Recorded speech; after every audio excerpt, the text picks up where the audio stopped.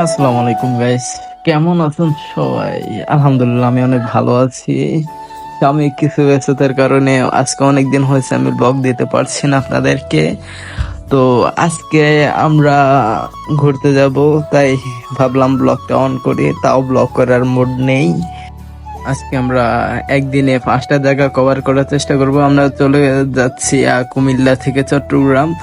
চট্টগ্রামে প্রথমে আমরা মহামায়া লেক যাব। প্রথমে আপনারা মহামায়া লেকের ভিউটা এনজয় করবেন এবং আমাদের ব্লগটা এনজয় করেন। দেখেন কত সুন্দর ভিউ, মানে দেখলেই এগুলো ভালো লাগে, যাওয়ার পরটাই আমার কাছে বেশি ভালো লাগছে। তো অবশেষে কথা বলতে বলতেই আমরা চলে আসছি মহামায়া লেকের প্রায় কাছেই।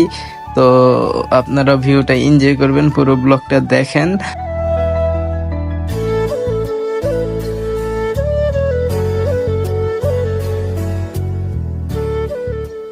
তো অবশেষে আমরা চলে আসছি মহামায়া লেকের সামনে, গেটের সামনে। এখানে গাড়ি পার্কিং করেছি।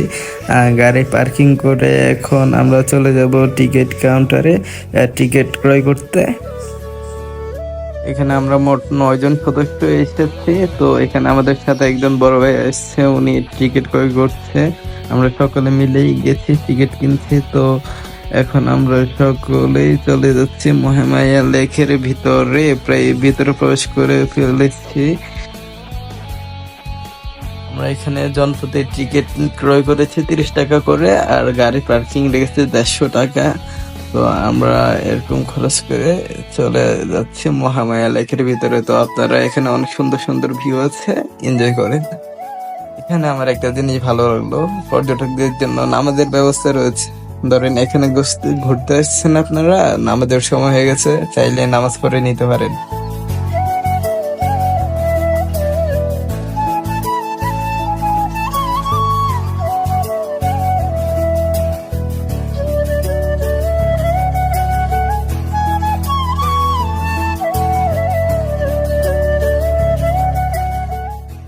তো ফাইনালি আমরা হাঁটতে হাঁটতে অনেক কষ্ট করে উপরে উঠে চলে আসলাম মহামায়া লেকের পাশে।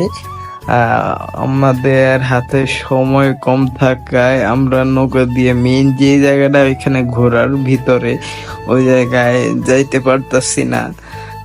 আমরা যেহেতু একদিনে 5টা জায়গা কভার করতে হবে, তাই আর যাইতে পারতেছি না। তো আমাদের এখানে ঘোরাঘুরি হালকা পাতলা ছবি তোলা শেষ, তাই আমরা বের হয়ে যাচ্ছি মহামায়া লেক থেকে।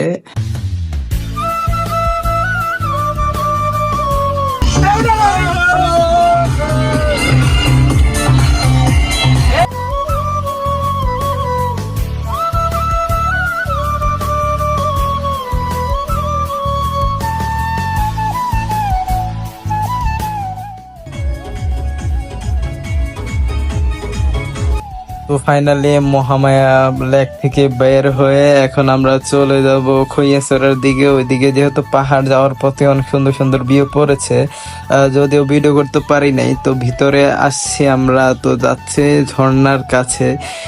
যাওয়ার পথে কিছুটা ভিডিও করে নিয়েছি, তো আপনারা এগুলোর ভিউ এনজয় করেন।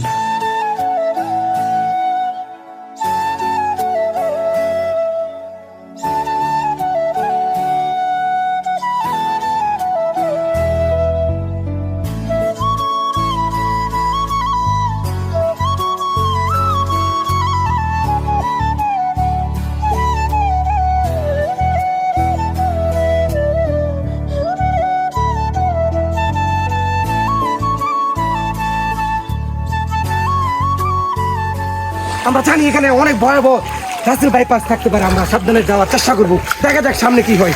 চলো, লেটস গো, লেটস গো।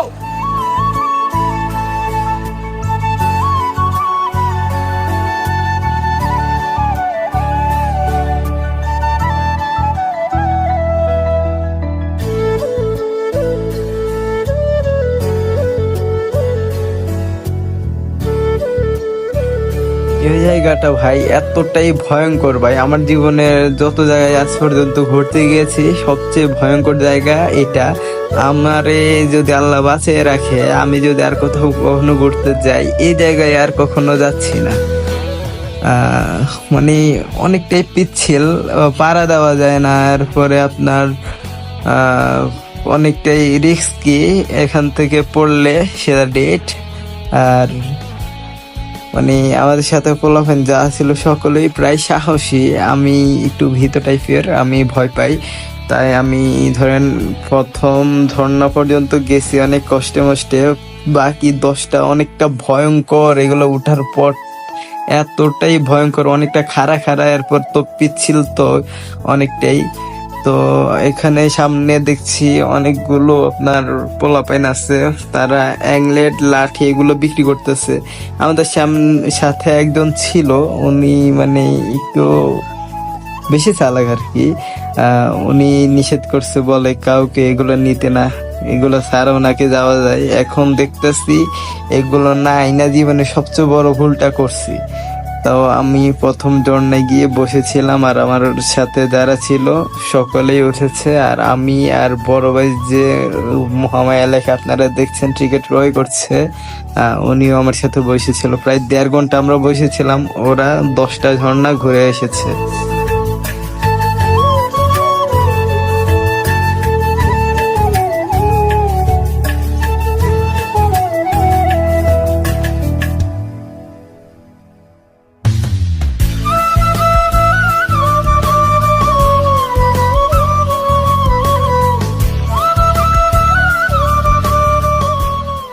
তো ফাইনালি অনেক মানে কষ্ট করার পর, অনেক জার্নি করার পর চলে এসেছি প্রথম ঝর্ণার কাছে।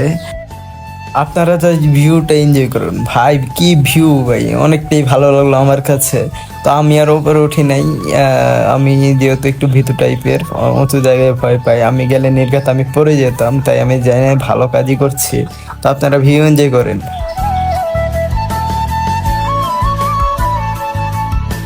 তো তারপরে আমরা চলে গেলাম বাজিবাড়ি সমুদ্র সৈকতে। যাওয়ার পরটাতে আর ভিডিও করা হয় নাই, আজকে আমার ব্লগিং করার একদমই মুড নেই, তাই আর ভিডিও করা হয় নাই। আরও এরপরে গেছি আপনার ডিসি পার্কে গিয়েছিলাম, তারপর পতেঙ্গা গিয়েছিলাম।